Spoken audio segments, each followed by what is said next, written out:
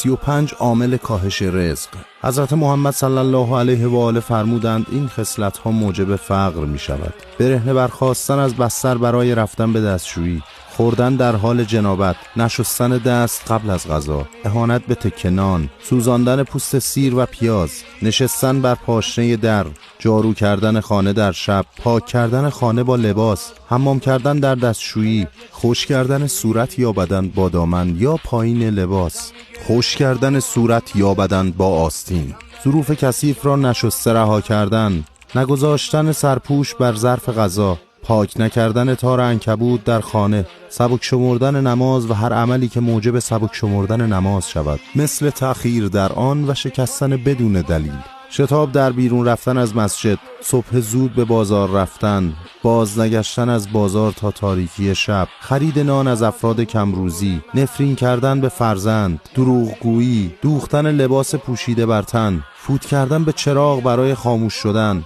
ادرار کردن در حمام، خوردن بعد سیری و بعد از آرق، خلال با چوب درخت گز، خواب میان نماز مغرب و عشا، خواب پیش از طلوع خورشید یعنی بعد از نماز صبح تا طلوع، کمک نکردن به گدا در شب، زیاد گوش دادن به موسیقی، لبخند به دشمنان اهل بیت صلوات الله علیهم، زندگی بدون برنامه ریزی، شانه کردن به صورت ایستاده، سوگند دروغ، ترک صله رحم.